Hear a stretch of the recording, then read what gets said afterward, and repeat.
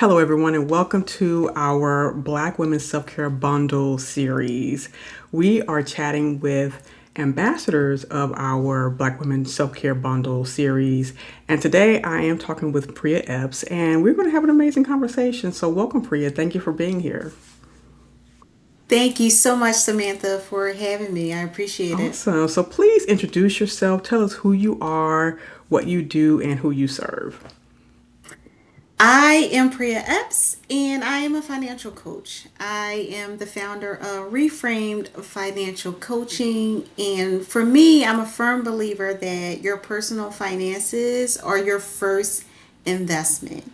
And it's your first investment in your freedom, if you want to launch a business, and even your future. So I help professional women pay down their debt, build their savings, and basically take control of their cash flow because we want them to start with a good foundation. And that foundation gives them the confidence to grow, it gives them options, whether it's continuing with their career or, like I said, launching a business. At my core, though, I want to say is that I'm just a girl from Southwest Philly. And I'm out here just making my wildest dreams come true. Dreams that I didn't even really realize I had until I stepped out into this entrepreneurship journey. And just a little bit of background on me, I lost my mom when I was 3, and I lost my dad and my stepmother at 10 years old. So I've been through the ringer, not just with that, but with money as well. So I navigated divorce. I raised 3 girls on my own. And I even filed for Chapters 13 bankruptcy. So all those experiences pretty much shaped me, shaped who I am. And it's a big part of the reason why I'm so committed to helping women build a life of abundance, Mm. right? Because we are all entitled to it. And sometimes I think we forget that. Wow, I love that. I think when a lot of what you say, I totally can relate to. I raised my kids alone. I had both my parents, and so that's not a part of my story, but there's every black person has some trauma, some kind of way, familiarly. But I also filed bankruptcy and understand what that means, the kind of guilt you feel, but recognize later that this was a part of my healing journey. This was a part of Yes. me letting go of an old narrative and allowing myself a clean slate. And I think we don't do that for ourselves, give ourselves another chance or that grace that we really deserve. Like you said, and this is part of our abundance story. This is a part of allowing abundance is by releasing those things that have been kind of weighing us down, holding us back. So I love Yes. that you have that level of vulnerability to be able to share that because I think many people are feeling that. And a part of the self care journey is giving yourself that space and that grace to go through these type of things, go through these scenarios, and then really recognize it's not our identity, but it's Yeah. simply an event that happened in our lives. Yeah. Just a chapter. And we're still writing our story, Absolutely. right? So that's all Yeah. it is. I think people, like you said, kind of get Mhm. stuck. And for some people, they're comfortable being stuck. They may say they want change, but they're actually really comfortable where they are. It's not until something drastic or something significant happens that forces them to move. And they realize, I've been holding myself back. These external events happen, but I also played a part in the healing process and the moving past this part process. So, yeah, it's self care or something. It is. It is. And it's something that I hope more women decide to give themselves and move out of that stuck space into a very whole space where they can thrive and not just survive life. Because I think that narrative again is steeped in survival mode. Stuck and Hmm. survival are two sides of the same coin, I believe. So I love that we can get the chance to have this conversation. So the next question, how long have you been doing this work and what led you to it? So, my background is in accounting and asset management. I have over 15 years doing both those things, but I felt like I was called to do more and that I could have a bigger impact on the world. And my coaching business started, or it was birthed, early 2025, I had a conversation with a friend, and she basically highlighted my strengths. Sometimes when something comes easy to us, we Yeah. overlook it because it's so easy. And it took her showing me, Priya, you are good with numbers. You know how to navigate money.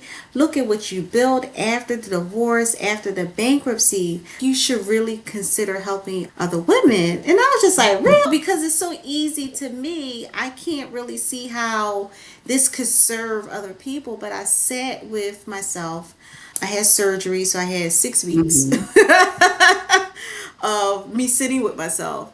And I came to the realization that I can really do this and I can have a real impact on the world. But it wasn't until she pointed out my gifts that I recognized that it was actually a gift. And once that seed was planted, it was like, for me, it's go Hmm. time. Hmm. So, yeah. Yeah, and that is sometimes it often takes other people to show you what you can't see because, like you said, it comes so easily. I have that problem. Eh, because this is yeah, people like you're just amazing. I'm like, really? Like how? And it's not. I don't think it's a low self-esteem thing. I think it's just you just can't see yourself because it's you're so close to yourself. So it's I okay, you see this, but I'm too close to the situation in order to be able to clearly and articulate what it is, where my amazingness and my gifts lie. So totally Yeah. understand that. When you hear the word self-care, what does it mean to you? That's a loaded question, right? Self care for me is my overall well being. And when I say overall, it's your mental health, it's your physical health, it's your spiritual health, and it's your financial Hmm. health. And I think a lot of times we leave finances out of the equation, but finances directly impact all those other things. Self care is just having balance in all of those areas and just being purposeful and not neglecting any of those four areas I named. I agree. I agree wholeheartedly. And like you, I also think that the financial side of things gets overlooked because we think of it as a it's a more career focus or it's more maintenance type thing. But it's yeah, but how many of us have a money story or a money maybe trauma that we haven't dealt with or how we neglected Yeah. ourselves financially, and Yeah. that's huge. Just come on, all of this matters, and if we can embrace that concept that financial self-care is a real thing, I think so many more people would have a better time financially because they'll be taking like they take care of the mental and the physical, emotional, spiritual. So yeah, I really appreciate this whole your holistic view of what self-care is. Yeah. So why do you believe that self-care is important specifically for Black women? Another loaded question. Where to start? Black women, we are superheroes, right? We are nurturers. We take care of everyone else. We take on everyone else's baggage, and a lot of times we leave our baggage Hmm. unattended.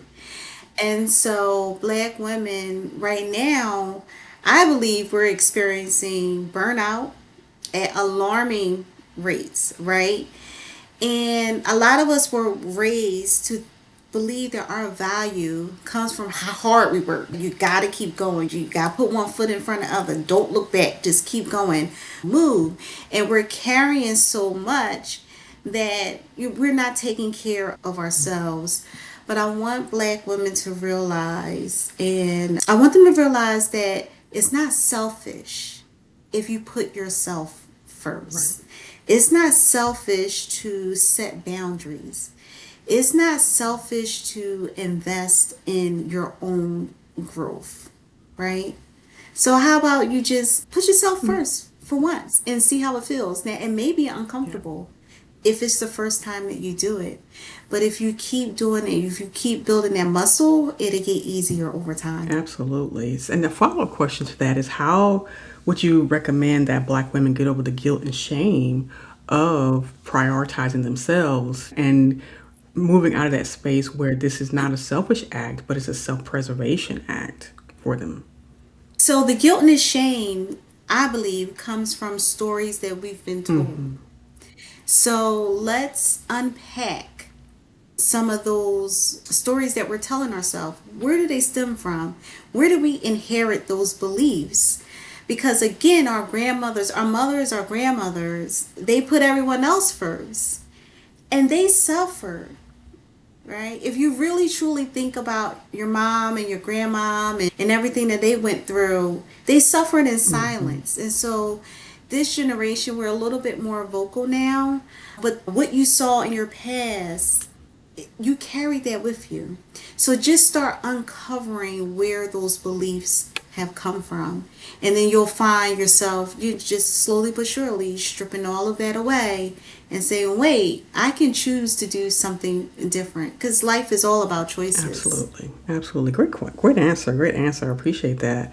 So, the myths or misconceptions about self care, what are the ones that you think we should let go of? You alluded to it earlier, right? The one of the myths is that financial is not a part of Hmm. it. So we think self-care, we think massages, we think bubble baths, working out, drinking water, all of those things, and they all have a place. But if you leave your finances out of it, you're doing yourself a disservice. Your finances will affect your peace of Hmm. mind. Oh, absolutely. It will absolutely affect your stress levels, especially if you don't have enough.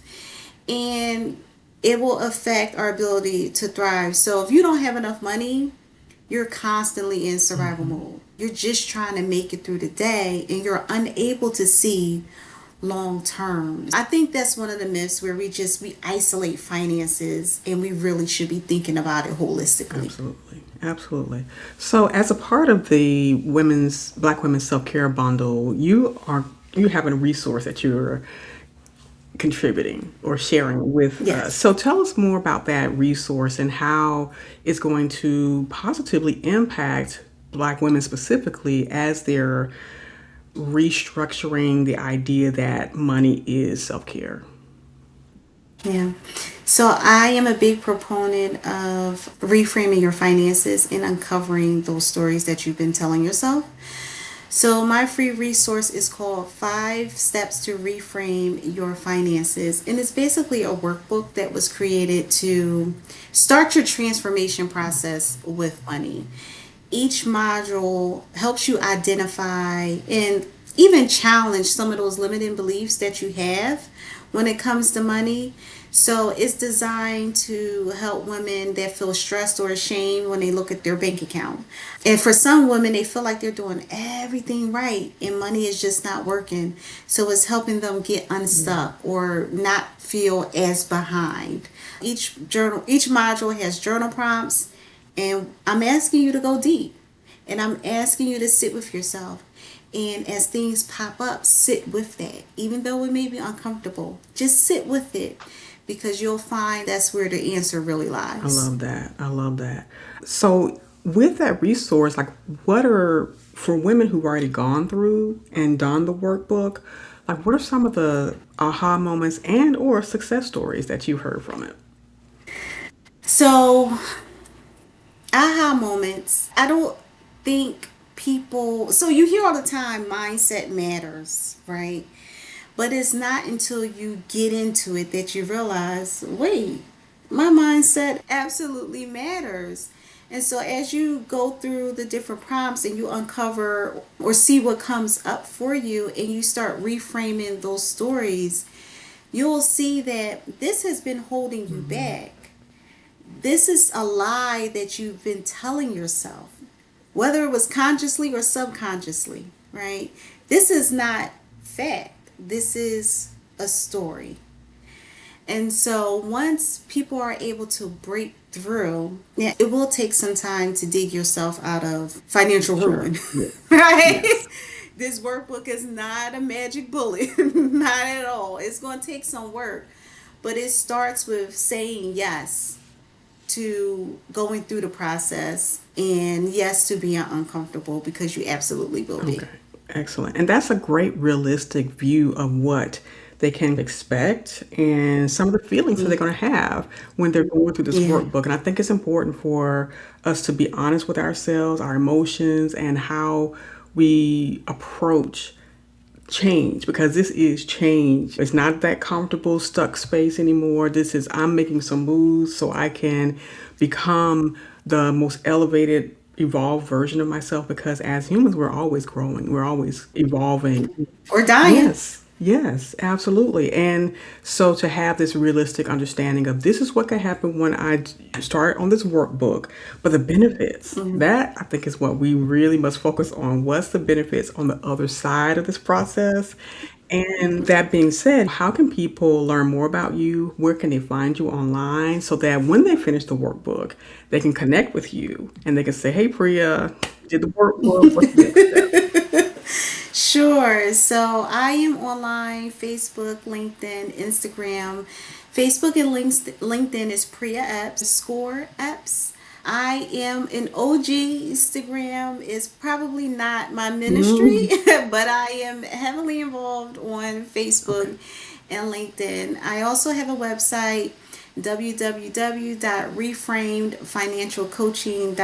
www.reframedfinancialcoaching.com, so you can find me there. I also have a podcast that I recently launched, and it's called The Woman Behind the Wallet with Prea Epps. Because again, I believe in that holistic view. And when a woman changes, everything else changes. But we have to start from the inside out. I love that. I love the name of your podcast too. I'm gonna have to check that out for sure. And I hope everyone else checks it out. So, Priya, thank you so much for being a part of the Black Women Self Care Bundle, for being an ambassador, for letting us hear your voice and your perspective on self care as it relates to money and finances, because this is revolutionary for a lot of people, because now they Yeah. have a baseline where they can now Yeah. understand this is actually important, a part of my self care process. And so now this voice and your resource, I know that they're going to be able to go forward and really thrive. Yes, yes. Thank you so much, Samantha, for having me. If I can just leave the woman with one thing, and it's you're allowed. Give yourself permission, Hmm. right? But you are allowed to build a life that feels free, that feels abundant, and aligned with who you really are, not what people placed on Yes. you, but with who you really are. And no matter where you are starting from, it's not too late to change your story. All it takes is one decision. So I want to leave everyone with that nugget. Yes. Look, give you the little, Is it tea or yes, crackers? yes. Let me know so All of my it. girls will be satisfied. All of it. And thank you all for listening to this spotlight with Priya Epps. Her resource is available at the blackwomenselfcarebundle.com. You can go and you can download it for free and begin your deep dive into reframing your finances and creating a self-care plan that Priya can actually help you with as you go forward to pass the workbook. I look forward to seeing you in our other episodes. And if you have any questions, please feel free to contact us and look for all the other amazing resources that we have available in the Black Women Self Care Bundle. See you again next time.